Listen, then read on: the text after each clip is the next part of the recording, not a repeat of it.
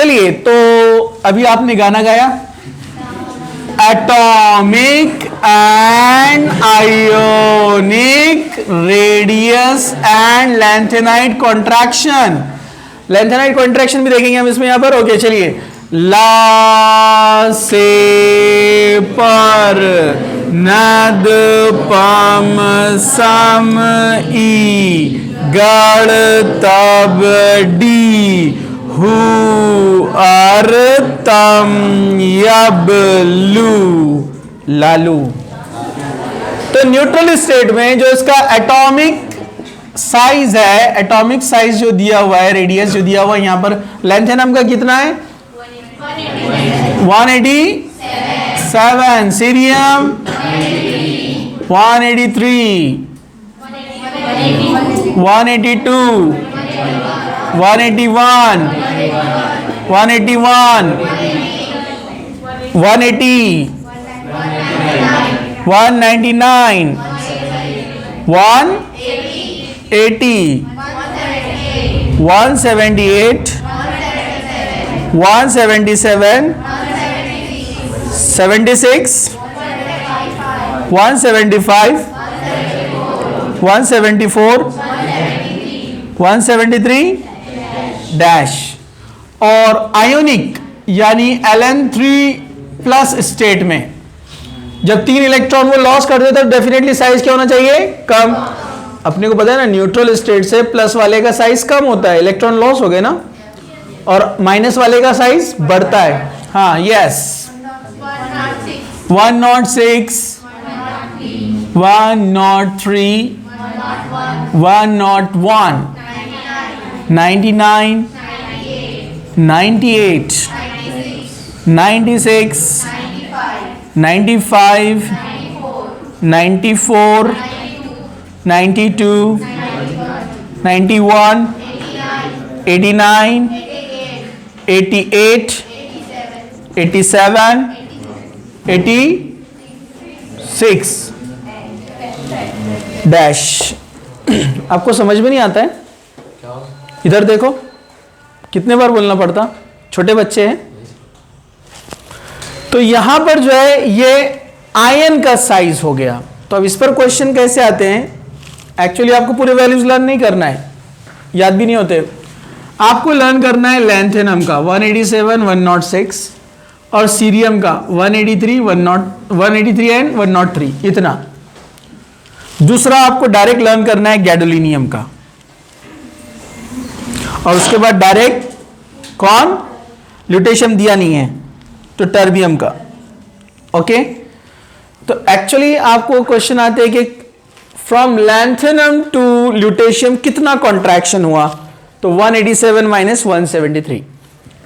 Lanthanum to lutetium जब वो बोलेगा मतलब आप टर्बियम तक की वैल्यू लेंगे, मतलब कितना लेंगे आप, 187 माइनस 173, कितना आता है ये 14 का डिफरेंस है। क्या में दिया है, पिकोमीटर में दिया है, यस, तो 14 पिकोमीटर का डिफरेंस आता है। कभी ऐसे भी हो सकता है कि सीरियम से पूछेगा कि एफ ब्लॉक में कितना कॉन्ट्रैक्शन है, तो आप लेंगे सीरियम टू ल्यूटेशियम अगर लेना रहा आपको, तो आप लेंगे 183 माइनस 173, 10 पिकोमीटर का डिफरेंस आएगा। और गैडोलिनियम का 180, 94 लर्न कर लो, ठीक है, इसका डिफरेंस निकाल सकते हैं आप यहां से। एक तो ये हो गया। दूसरा आप देखेंगे, चाहे आप एटॉमिक साइज देखें या आयोनिक साइज देखें, टॉप टू बॉटम यहां पर जो लिस्ट है, यानी जो लैंथेनाइड सीरीज है left to right, atomic and ionic size decreases. Atomic size और आयोनिक साइज क्या होता है, डिक्रीज होते जा रहा है। आप देखिए, तो जैसे जैसे हम आगे जाएंगे लैंथेनम से, लैंथेनम, सीरियम, ला से पर नद पम, आगे बढ़ते जाएंगे आप ऐसे, कहां तक जा रहे हैं आप, ल्यूटेशियम तक। So atomic size going on decreasing, वो डिक्रीज होते जा रहा है एटॉमिक साइज। ओके, तो ये क्या क्या इफेक्ट करता है, कौन कौन से फैक्टर्स पर, हम इसको यहां पर देखेंगे, ठीक है। तो आपने एक इंपॉर्टेंट पॉइंट डी ब्लॉक में देखा है, जो मैंने आपको बताया था वैसे, कि ये है अपना पीरियोडिक टेबल।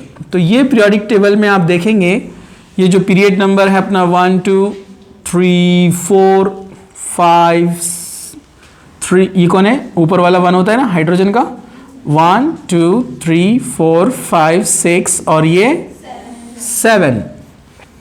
तो पीरियोडिक टेबल में हम क्या होता है, लेफ्ट टू राइट जब जाते हैं तो atomic size and ionic size क्या होता है? डिक्रीज होता है। तो सेम यहां पर भी डिक्रीज हो रहा है, नो प्रॉब्लम। लेकिन जब आप टॉप टू बॉटम आते हैं, टॉप टू बॉटम, तो एटॉमिक साइज क्या होता है? इंक्रीज होना चाहिए एटॉमिक साइज, और होना भी चाहिए और होता भी है। तो आप जब टॉप टू बॉटम आएंगे तो एटॉमिक साइज इंक्रीज। ओके, ये जो फोर्थ सीरीज है, fourth period, fifth period, six period, six period में यहां पर है लैंथेनम, राइट? तो ऊपर से जब आते हैं आप स्कैंडियम, स्कैंडियम के बाद यहां पर आएगा स्कैंडियम, स्कैंडियम के बाद यहां पर जो सीरीज है कौन सी है? टर्बियम, टेरियम, टेरियम, उसके बाद कौन है? लैंथेनम। तो यहां से साइज इंक्रीज होना शुरू होता है और बढ़ते जाता है साइज ऐसे। लेकिन इधर वाले जो है स्कैंडियम, स्कैंडियम के बाद कौन है यहां पर? टाइटेनियम, और इसके नीचे कौन है?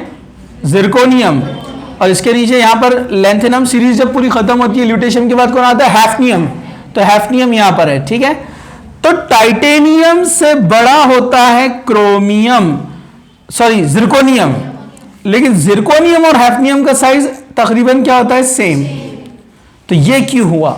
ये हुआ due to the presence of F4F orbital. Lanthanum में इलेक्ट्रॉनिक कॉन्फ़िगरेशन मैंने आपको बताया था, जैसे अभी हम देख रहे थे ना, जैसे हम लास्ट वाला इलेक्ट्रॉनिक कॉन्फ़िगरेशन देखते हैं ल्यूटेशियम का। ल्यूटेशियम में क्या होता है? 4F14 5D1 6S2, right? लेकिन ल्यूटेशियम के बाद अब ये लैंथेनम सीरीज में, लैंथेनम से हम ल्यूटेशियम तक जाएंगे 71, है ना? तो 72 कौन होता है? हैफनियम, जो कि डी ब्लॉक एलिमेंट है, जो यहां पर आया है। समझा आपको? तो ये 4F14 ल्यूटेशियम में फील है ना, 4F14 फील है ना यहां पर, तो वो 4F14 यहां भी प्रेजेंट होगी ना हैफनियम में। और जो 4F14 है वो क्या है? Nucleus, first shell, second shell, third shell, fourth shell, fifth shell, sixth shell. तो 4F14 यहां पर बीच में प्रेजेंट है, और वो कंप्लीट जब फिल हो जाती है तो हम उसको बोलते हैं 4F14। तो 4F14 जो अंदर inside near to nucleus present है, उसके 14 इलेक्ट्रॉन, अंदर के 14 एक्स्ट्रा प्रोटॉन्स और इलेक्ट्रॉन जो अट्रैक्शन करते हैं, और उस अट्रैक्शन की वजह से ऑर्बिटल क्या हो जाती है? कॉन्ट्रैक्ट। समझा आपको? जिसको हम क्या बोलते हैं? No shielding effect. शील्डिंग मतलब ऑर्बिटल जब इलेक्ट्रॉन में रिपल्शन होकर दूर जाती है न्यूक्लियस से, उसको शील्डिंग बोलते हैं, और जब अट्रैक्शन से नजदीक आती है तो उसको बोलते हैं नो शील्डिंग, नो स्क्रीनिंग। तो यहां नो शील्डिंग इफेक्ट हो रहा है क्योंकि electron continuously entering into 4F। अरे भाई, हम जो बोल रहे हैं कि ये एटॉमिक साइज कम क्यों हो रहा है इनका, एटम का या आयन का, रीजन क्या है कि इलेक्ट्रॉन जो इंटर हो रहे हैं 4F1 4F2 4F3, so electrons are entering inside. समझा आपको? आउटर कौन है? 6 शेल, लेकिन इलेक्ट्रॉन जा रहे किधर? F में, 1 by 1। तो इलेक्ट्रॉन कंटिन्यूअसली किधर इंटर हो रहे हैं? Third shell, third last. Third last को बोलते हैं एंटी पेनल्टीमेट। क्या बोलते हैं उसको? इसको बोलते हैं एंटी पेनल्टीमेट। तो एंटी पेनल्टीमेट शेल में इलेक्ट्रॉन इंटर हो रहे हैं which is near to the nucleus, जिससे उसे अट्रैक्शन बढ़ रहा है, नंबर ऑफ इलेक्ट्रॉन बढ़ रहे हैं, नंबर ऑफ प्रोटॉन बढ़ रहे हैं, तो अट्रैक्शन बढ़ रहा है ना, तो कॉन्ट्रैक्शन होता है। इसलिए लैंथेनम से ल्यूटेशियम तक हम जाते हैं तो कॉन्ट्रैक्शन बहुत ज्यादा बढ़ता है। समझा? लेकिन जब ल्यूटेशियम तक पहुंच गए तो वहां पर कौन है? ऑलरेडी 4F14 फील है ना, तो 4F14 फील है तो 4F14 कंटिन्यू हैफनियम में चलेंगी ना। जब हैफनियम का कॉन्फ़िगरेशन आप लिखेंगे तो क्या लिखेंगे? 4F14, अब डी में इलेक्ट्रॉन जा रहा है, 5D2 6S2, यहां है ना इलेक्ट्रॉन, लेकिन ये तो ऑलरेडी है ना वहां पर। तो ऑलरेडी 4F14 प्रेजेंट होती है लैंथेनम के बाद वाले सारे एलिमेंट्स में, ला, हाफ, ता, ओ, री, ओ, सर, याद है ना आपको? हैफनियम, टैंटेलम, टंगस्टन, रेनियम, आगे जब जाएंगे सब में 4F14 प्रेजेंट है। 4F14 प्रेजेंट है मतलब सब में कॉन्ट्रैक्शन प्रेजेंट है, और कॉन्ट्रैक्शन होने की वजह से हैफनियम और जिरकोनियम सेम साइज शो करते हैं। हालांकि टाइटेनियम से जिरकोनियम साइज बढ़ा, जिरकोनियम से हैफनियम बढ़ना चाहिए था, लेकिन 4f14 ने उसको कॉन्ट्रैक्ट कर दिया। That is called post lanthanide effect. क्या बोलते हैं इसको? पोस्ट मतलब बाद वाला, लेंथेनम के बाद वाले एलिमेंट पे ये इफेक्ट होगा, इसलिए बोलते हैं post lanthanide effect and it is called lanthanide contraction. क्या बोलते हैं इसको? ओके, ये तो समझ में आ गया आपको। और मैंने ये भी बताया था जिरकोनियम हैफनियम, इधर वाले जो दो एलिमेंट रहेंगे, गाना जिसको याद है आसानी से पेयर्स बना सकता है, इन सबको क्या बोलते हैं? Chemical twins. क्या बोलते हैं इनको? Chemical twins. तो केमिकल ट्विंस की जोड़ी आप बना सकते हैं, वाय झर नब मोटक रूरा। पहले वाला देख लो अपना वीडियो जिसको लर्न नहीं है, ला हाफ ताओ री ओ सर पटाओ एच जी। तो ये कौन है? Chemical twins. ये आपस में केमिकल ट्विंस है, सेम साइज होने की वजह से। सेम साइज क्यों हो गया? 4f14 प्रेजेंट होने से कॉन्ट्रैक्शन हो गया। तो दे show same chemical properties, same chemical behaviour. समझा आपको? नेक्स्ट पॉइंट, आप लैंथेनम में लेफ्ट टू राइट जब देखेंगे लैंथेनाइड सीरीज में, तो एटॉमिक साइज क्या हो रहा है? डिक्रीज। जब एटॉमिक साइज डिक्रीज हो रहा है तो इलेक्ट्रॉन लूज करने की एबिलिटी क्या होगी? कम।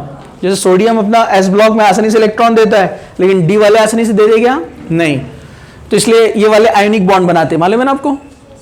और इधर वाले आयोनिक नहीं, कोवेलेंट बनाते हैं, पी ब्लॉक वाले। तो लेफ्ट टू राइट लैंथेनम से ल्यूटेशियम तक हम जब जाते हैं तो ionic character decreases, ionic character decreases and covalent character increases. तो what about solubility? Solubility decreases. Solubility decreases. Solubility मतलब किसकी बात कर रहे हैं हम? लैंथेनम हाइड्रोक्साइड्स की। जो इनके हाइड्रोक्साइड्स होंगे ना, LaOH thrice, CeOH thrice, PrOH thrice, तो इनके जो बेस है इनकी सॉल्युबिलिटी क्या होती है? लेस। ये आसानी से सॉल्यूबल नहीं होंगे क्योंकि आयोनिक कैरेक्टर कम हो रहा है ना, और आयोनिक पोलर रहते हैं और आयोनिक ज्यादा सॉल्यूबल होते हैं, जबकि कोवेलेंट नॉन पोलर होते हैं, लेस सॉल्यूबल। तो इनका solubility decrease, ionic character decrease, basic character also decrease, basic character also decreases, basicity भी डिक्रीज होगा। ये तो पीरियोडिक टेबल में होता भी है, left to right basicity decrease, acidity increase. तो ये भी पॉइंट्स आपको ध्यान में रखना है। लास्ट में लैंथेनम के जो रिएक्शंस है बहुत इजी है। लैंथेनम आसानी से +3 स्टेट बनाता है, अपने को पता है। Ln मतलब लैंथेनम से लेकर ल्यूटेशियम तक सब आ सकते हैं। अगर आप इसका यहां पर रिएक्शन करते हैं with hydrogen H2, hydrogen monovalent है और लैंथेनाइड्स ट्राइवैलेंट है, +3 स्टेट आसानी से कॉमन ऑक्सीडेशन स्टेट है। तो कितने हाइड्रोजन आएंगे एक Ln के साथ में? 3, बराबर है। लेकिन बैलेंस करने के लिए क्या करना पड़ेगा? बोले ना, लैंथेनम लेना पड़ेंगे 2 और ये लेना पड़ेंगे H3H2, बराबर है। तो 2 मोल्स ऑफ LnH3 हाइड्राइड बनेगा, LnH3। समझा आपको? ओके, Ln लिया 2 ऑक्सीजन के साथ O2, ये ट्राइवैलेंट ये डाइवैलेंट, तो हम इसको कैसे बनाते? इसका वैलेंसी इसके नंबर, इसका वैलेंसी इसका नंबर, Ln2O3, Ln2O3। समझा क्या आपको? तो अगर आपने इसका ऑक्सीडेशन किया तो Ln2O3। नाइट्राइड के साथ रिएक्शन, Ln लिया और नाइट्रोजन लिया N2, ये भी ट्राइवैलेंट ये भी ट्राइवैलेंट, 1:1 आएगा ना, मतलब ये लेकिन लेना पड़ेंगे 2, मतलब 2 मोल्स ऑफ LnN। नाइट्रोजन भी ट्राइवैलेंट ये भी ट्राइवैलेंट, समझा आपको? और वाटर के साथ जब लेते तो हाइड्रोक्साइड बनते हैं, हाइड्रोक्साइड। तो Ln का वैलेंसी 3, तो कितने वाटर लेना पड़ेंगे?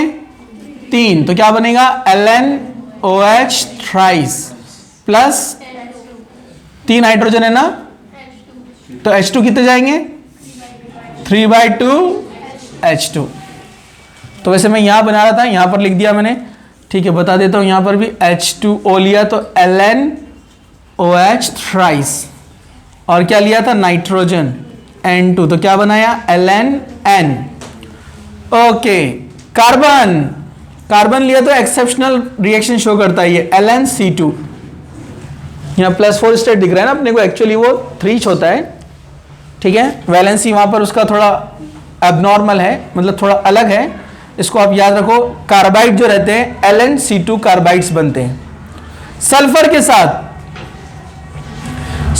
सल्फर डाइवेलेंट, तो क्या बनाएगा Ln2S3, इसका वैलेंसी, इसका नंबर, समझा आपको। तो ये इसके केमिकल प्रॉपर्टीज है, और जो अदर प्रॉपर्टीज थोड़े हैं जो आप उसको रीड कीजिए, कुछ उसमें डाउट रहा है तो आप मुझे पूछिए, ठीक है। इसको स्टॉप कर देते हैं हम, और कुछ प्रॉपर्टीज हैं जो हम एक्टिनाइड्स में कवर करेंगे।